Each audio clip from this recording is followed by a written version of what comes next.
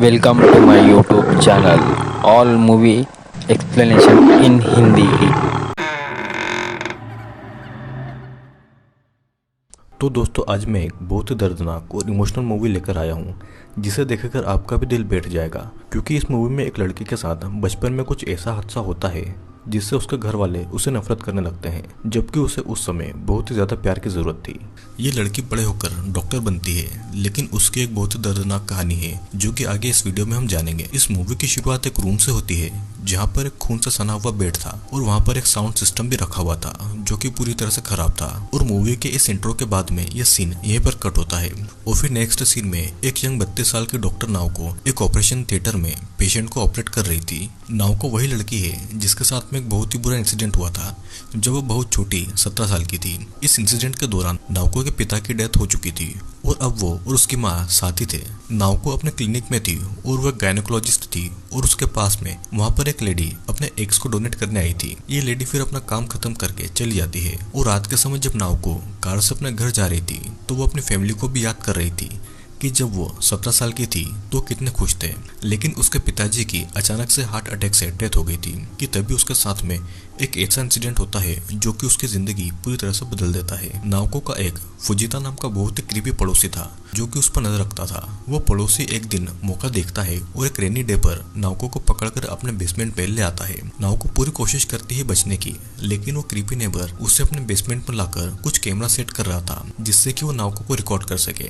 Naoko भागने की पूरी कोशिश में थी, लेकिन वो क्रीपी फुजिता नाओको को पकड़कर उसे बहुत पीटता है और उसके साथ में वो बहुत गलत हरकत भी करता है। नाओको अभी भी फ्लैशबैक देख रही थी और वो देखती है कि उसके पेरेंट्स उसे ढूंढ रहे थे। वे पुलिस को भी इन्फॉर्म करते हैं उनकी बेटी नाओको को ढूंढने के लिए, लेकिन उनके पास ऐसे कोई भी सबूत नहीं थे कि नाओको गायब हुई है। और पुलिस ये भी कहती है कि शायद नाओको खुद ही घर से भाग गई होगी, जिस पर नाओको की फैमिली को नाओको पर बड़ा गुस्सा आता है।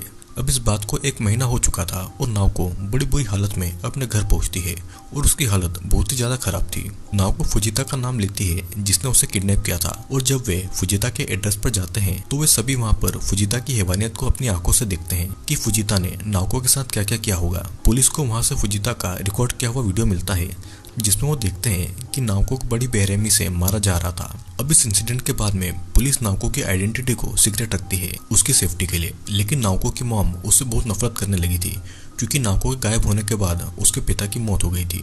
अब नेक्स्ट सीन में नाओको के फोटोज क्लिक किए जा रहे थे फोरेंसिक टेस्ट के लिए और फिर उसका प्रेगनेंसी टेस्ट भी होता है और इन सबसे नाओको के दिल पर बड़ा बुरा असर पड़ता है और वो डॉक्टर को ही हक करके रोने लगी थी क्योंकि उसका साथ देने वाला अब कोई नहीं बचा था। जब नाओको की प्रेगनेंसी टेस्ट रिपोर्ट आती है तो वो प्रेग्नेंट थी क्योंकि फुजितो ने नाओको के साथ 1 महीने तक न जाने क्या क्या किया था और उसका न जाने कितनी बार रेप भी हुआ था। नाओको की माँ पहले बड़ी नाराज थी और यह सुनकर अब वो उसे नफरत करने लगी थी, लेकिन वहाँ के डॉक्टर्स बहुत अच्छे थे जो कि नाओको का बड़ा अच्छे से ख्याल रखते हैं।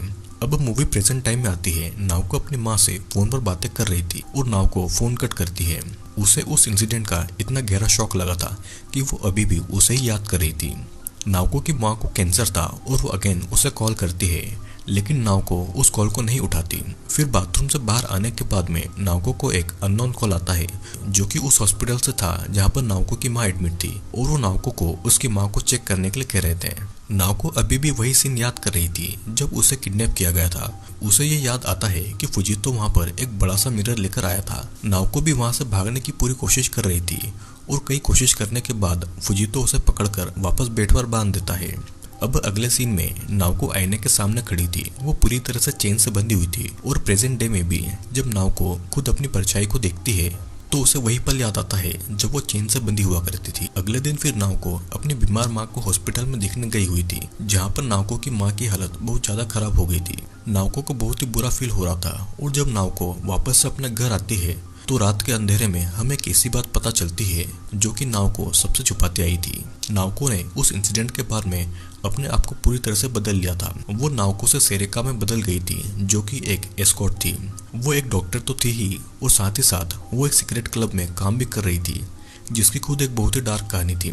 इस डार्क को सीक्रेट क्लब में बड़े बड़े वीआईपीज लोग आते रहते थे। नाओको को क्लब में पहुंचने में थोड़ा लेट हो गया था और उस क्लब की बॉस किनोशिता नाओको को बहुत डांट रही थी और सजा के चलते वो उसे उसके मास्टर के सामने पेश करती है, जहाँ पर उसे एक बूढ़े आदमी के साथ में वो सब करना था जो कि वो बूढ़ा आदमी चाहता था। और किनोशिता नाओको की बड़ी पिटाई भी करती है। यहाँ पर धीरे धीरे 2 और वीआईपी पहुंचते हैं और वे सभी पूरे सीन को अपने फोन में रिकॉर्ड कर रहे थे। किनोशिता नाओको को एक बड़े से चाबुक से मारती है, लेकिन उन वीआईपी का कहना था कि इससे नाओको को ज्यादा दर्द नहीं हो रहा है, और वो किनोशिता को ये भी कहते हैं कि वो नाओको को बड़ी जोर से मारे।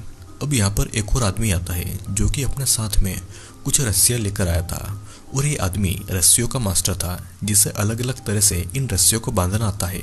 वो नाओको को अपनी रस्सी बांधने की टेक्निक से बांध देता है, और उनमें से वीआईपीस का हेड नाओको से पूछता है कि वो यहाँ पर काम क्यों कर रही है, लेकिन नाओको उसका कोई जवाब नहीं देती, और नाओको बस उनकी इस वाइल्ड एक्टिविटी को बड़े आराम से परफॉर्म कर रही थी। फिर इन वीआईपीस का हेड नाओको पर हेरोसुई टेक्निक आजमाता है, जो कि एक जापानीज पनिशमेंट थी, और नाओको को बांधकर हेरोसुई की स्टैंड पर लटका देते हैं। वीआईपी का हेड नाओको से फिर सवाल करता है कि वो यहाँ पर काम क्यों कर रही है, और नाओको का फिर से कोई जवाब नहीं आता। अब सारे वीआईपी एक रिचुअल को शुरू करते हैं। वो एक मोमबत्ती को जलाकर उसका पूरा मोम नाओको की बॉडी पर डालकर नाओको की बॉडी पर टपका रहे थे।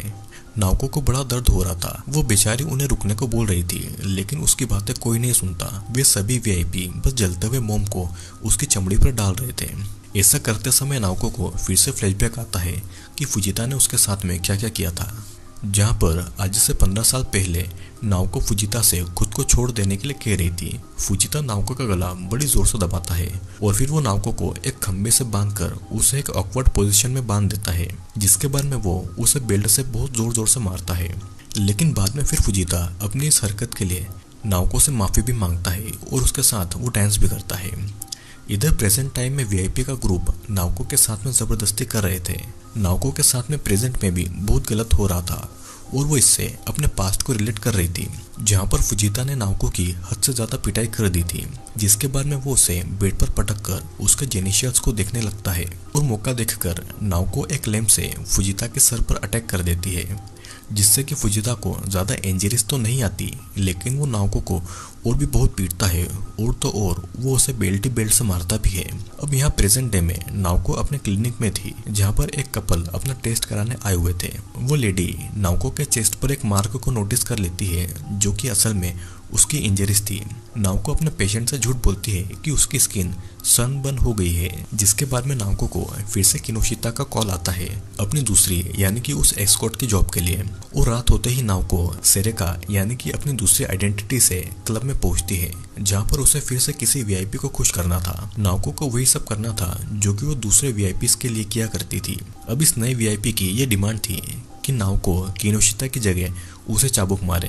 किनोशिता ऐसा करने से पहले मना जरूर करती है, लेकिन कस्टमर उसे बार बार इंसिस्ट कर रहा था कि अगर उसने ऐसा नहीं किया तो वो फिर कभी इस क्लब में नहीं आएगा। किनोशिता मान जाती है, और अब इस वीआईपी की ये डिमांड थी कि किनोशिता पेट पर बंदी रहे, और इस बार किनोशिता स्लेव बनेगी और नाओको उसकी मास्टर। वीआईपी नाओको को अंडरस करता है, और वो उसे अब हंटर देकर किनोशिता को मारने को कहता है।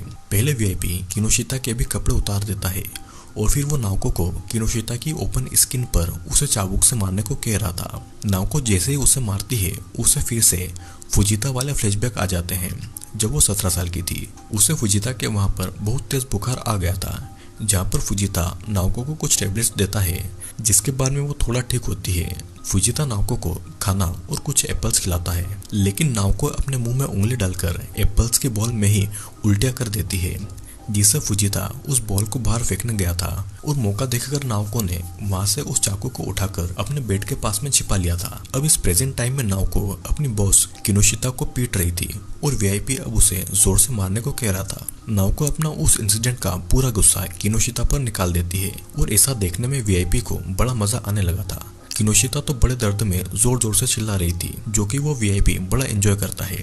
नाओको भी किनोशिता को लगातार मारे जा रही थी, और उसे तब तक मारती है जब तक कि किनोशिता अनकॉन्शियस नहीं हो जाती। अब ये रिचुअल खत्म होने के बाद में किनोशिता की हालत बहुत ज्यादा खराब हो गई थी। नाओको उसे ऐसा करने के लिए माफी भी मांगती है, और किनोशिता भी उसे माफ कर चुकी थी, क्योंकि वो तो बस अपने वीआईपी की बात मान रही थी।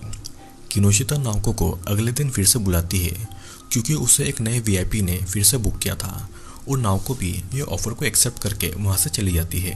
नाओको अगले दिन अपने काम निपटाती है, और अपनी माँ के डॉक्टर से उसकी कंडीशन के बारे में पता लगाती है। फिर रात होते ही नाओको अपनी सेकंड जॉब पर आ चुकी थी, क्योंकि उसे अब ऐसा सॉफ्ट टॉर्चर पसंद आने लगा था। वो क्लब में आकर अपने नए वीआईपी से मिलती है और कहती है कि वो अपने टास्क के लिए पूरी तरह से रेडी है। उनका शो फिर से शुरू होता है और नाओको को हर बार की तरह फिर से फ्लैशबैक आने लगे थे। ये फ्लैशबैक वहीं से कंटिन्यू होते हैं जब किनोशिता ने उस चाकू को छुपाया था। फुजिता आकर उससे उस चाकू के बारे में पूछता है, लेकिन नाओको ऐसे बिहेव करती है जैसे कि उसे कुछ पता ही न हो। फुजिता उस चाकू को ढूंढ रहा था और इधर नाओको उस दरवाजे को खोलने में लगी थी, लेकिन वो उसे नहीं खोल पाती। फुजिता नाओको के रोब के पॉकेट चेक करता है, लेकिन उसे वहां से भी कुछ नहीं मिलता, जिसके बाद में फुजिता उसे फिर से बहुत पीटता है। अब यहाँ पर प्रेजेंट में वीआईपी नाओको को कोड़े से मार रहा था और उसके बालों को पकड़कर उसे एक पोल पर पटक देता है। अब अगेन फ्लैशबैक में नाओको बेड से बंधी हुई थी, जहाँ पर वो फुजिता से भीख मांग रही थी कि वो उसे बेल्ट से नहीं मारे, क्योंकि उसे उस चाकू के बारे में कुछ भी नहीं पता है। लेकिन फिर भी फुजिता उसे बेल्ट से बहुत मारता है। अब इतनी मार खाने के बाद में नाओको को इसकी आदत पड़ गई थी, और तो और उसे अब ये बेल्ट की पिटाई अच्छी लगने लगी थी। नाओको इसे एंजॉय कर रही थी, जिसके बारे में फुजिता को नहीं पता था, और वो उसे जोर जोर से मारता है। प्रेजेंट टाइम में वीआईपी नाओको के कपड़े पहले चाकू से काटता है और वो उसे पोल से बांधकर उसे एक बहुत ही स्ट्रॉन्ग कोड़े से मारता है। फिर वहां पर नाओको के फोन पर एक कॉल भी आता है, जिससे कि उसका वीआईपी इग्नोर कर देता है। अब अगेन फ्लैशबैक में नाओको ने डिसाइड कर लिया था कि वो अब किसी भी हालत में अपने घर वापस जाएगी। नाओको ने उस चाकू को बेड की मैट्रेस में छुपाया हुआ था, और यहाँ पर पास्ट और प्रेजेंट में सेम चीजें हो रही थी। पास्ट में भी नाओको चाकू को ढूंढ रही थी और प्रेजेंट में भी, लेकिन प्रेजेंट में नाओको के फोन पर फिर से कॉल आता है, जो कि वीआईपी इस बार उठा लेता है। कॉल पर नाओको की माँ के हॉस्पिटल से कोई बता रहा था कि उसकी माँ की कंडीशन ठीक नहीं है। नाओको को कुछ भी अंदाजा नहीं था। वो अपनी रस्सी को खोल के अपने वीआईपी को उसे और मारने के लिए उकसा रही थी। इधर पास्ट में तो फुजिता नाओको को रूम में ढूंढ रहा था, जो कि एक पर्दे के पीछे छुपी हुई थी, और प्रेजेंट में वीआईपी नाओको के करीब आकर उसके साथ में रोमांस कर रहा था। अब पास्ट और प्रेजेंट दोनों पैरेलल में चल रहे थे, जहाँ पर पास्ट में नाओको फुजिता को उस चाकू से मार देती है, और प्रेजेंट में भी नाओको अपने वीआईपी को उस चाकू से मार देती है। इधर पास्ट में नाओको फुजिता के केस से बचकर बहुत खुश थी, और इतनी खुशी सालों बाद नाओको को इस वीआईपी को मारकर हुई थी। नाओको की बॉस किनोशिता और उसका वर्कर उसके पास में आते हैं, जिन्हें देखकर नाओको उन्हें अपने माँ बाप मानकर उनसे माफी मांगती है। किनोशिता उसे रोकने की कोशिश करती है, लेकिन नाओको उसे और उसके बॉडीगार्ड को ही मार डालती है। अब यहाँ पर नाओको का बहुत भयंकर ब्रेकडाउन होता है।